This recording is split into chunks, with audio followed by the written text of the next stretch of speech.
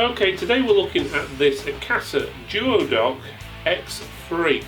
In basics, it allows you to insert hard drives, and that's internal PC hard drives, or laptop, or solid state drives into the dock.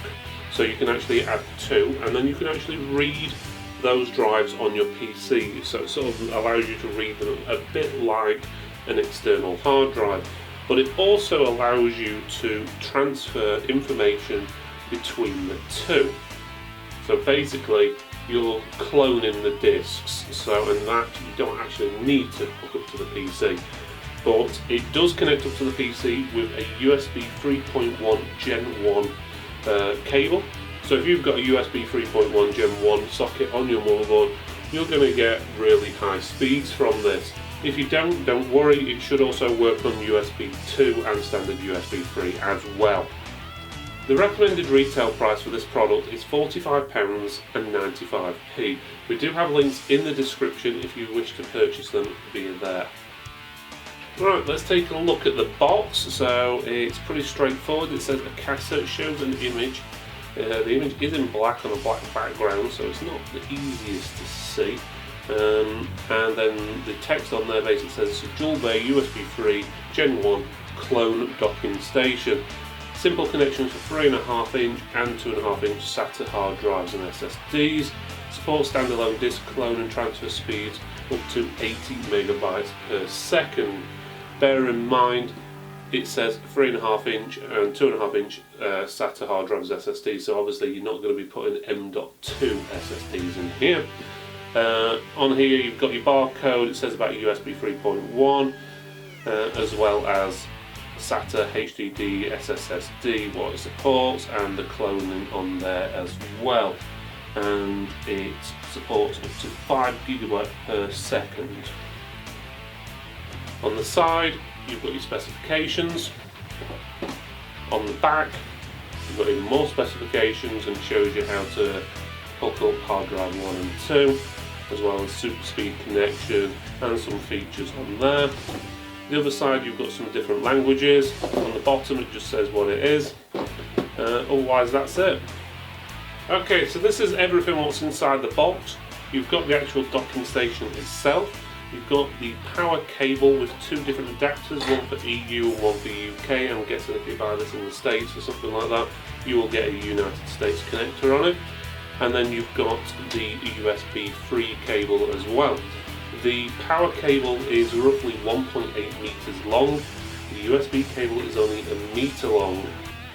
Generally long enough for doing most things, but depending on how you've got your desk or anything like that, it may be a little short. Would have been nice to see both of these at roughly the same sort of length. You've also got the manual on there, which is pretty straightforward. It's black and white manual, shows you where everything goes, tells you what all the buttons do and how to plug it in and so forth. So pretty straightforward. Okay, let's have a look at the device itself. As you can see here, you've got the top of the docking station.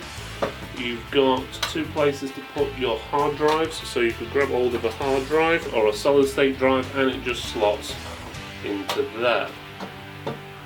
And then you can put another one in if you wanted, and that would slot into there. So it's pretty straightforward. And this is an old drive just for demonstration purposes. If you wanted to put a larger drive in, which is 3.5 inches, you just push it in, straight down, the flap opens and it's in. So once that's in, you can see it moves around. Then you'll be able to obviously access the data on your PC, and we'll test the speeds in a few minutes. On the front you've got 4 LED lights, 25, 50, 75 and 100%. So that's going to be when you are cloning. It tells you roughly how far it's done, so it gives you a rough idea. On the front of the box, pretty straightforward. It just says Akasa, sides are the same. On the back you've got a few different things on there. You've got a switch to change between clone and for PC. Obviously clone and PC means you're connecting it up to your PC and using it as an external storage device or whatever, or for data recovery or other purposes like that. You've also got a start button as well. You've also, obviously the start button is going to be the one using the clone, and then you've got your USB 3.1 Gen 1 socket, which is there, your power socket and a power button. On the bottom, not a lot to see. Today we are looking at the Akasa DuoDock X3. You may be asking, why am I filming the screens like this rather than doing a screen capture? Well, I actually want you to be able to see what I'm doing, as in you can actually see the device itself and see the screen, so you can see there's no trickery. I'm using the exact item and you're seeing it exactly how it's done and exactly how I'm doing it. So I've got the DuoDock set up with a Kingston SSD as well as a 2.5 Seagate Momentous thin hard drive. So we'll see what the transfer rates are going back and to from the PC, so the read and the write. So it gives us a rough idea how fast it is. What we'll do is just do a quick test using HD Tune. As you can see, I've got Kingston selected on this one and ST Seagate set up on this one, which basically means that I'm going to be testing Kingston and the Seagate one, so it's pretty straightforward. I'll just press start on both and you'll basically get a graph appear which will show you the rough sort of speed. And what's interesting, it seems that the speed of both of these devices when running together are running around about just over that 100 megabytes per second. But I'm guessing if I stop the Seagate drive, the Kingston speed is going to increase.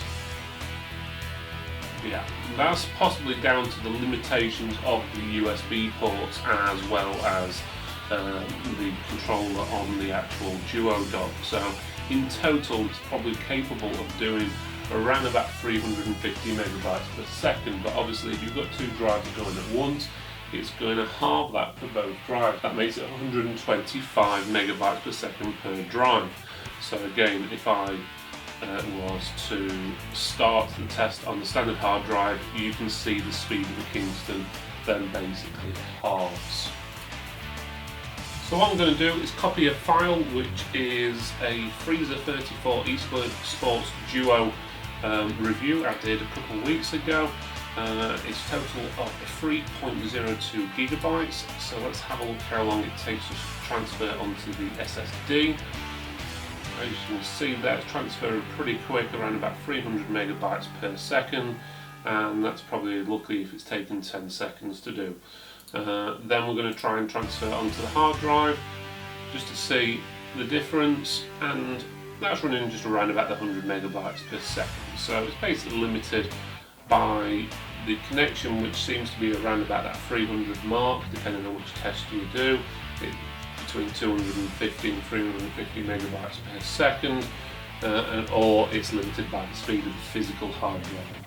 So in basics though, it copies and works just like an external hard drive would.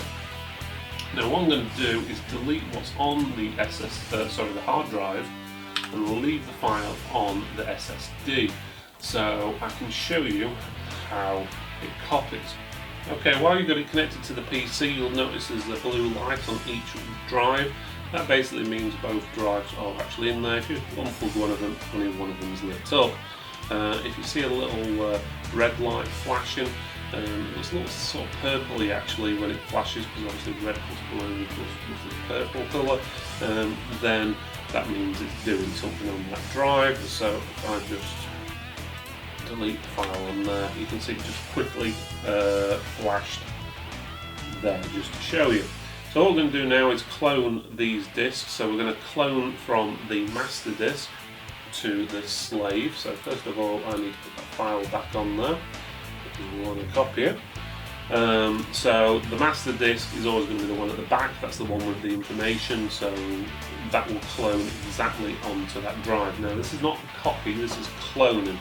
So that means it will overwrite all the information on this drive with all the information that's on the drive at the back. So you basically get a duplicate. So if you've got anything on that one, it will delete it. It will be gone. So make sure you've backed anything up on the second drive if so, and make sure you've got them in the right order, because the last thing you want to do is copy stuff what's on the wrong drive onto the drive what's got all your information on, and then it basically wipes all the information you need. So make sure you've got it on there. It does tell you on the side which one is the original and which one is the one what you're copying onto there, so it should be easy enough, but just make sure you double check and don't get it the wrong way around.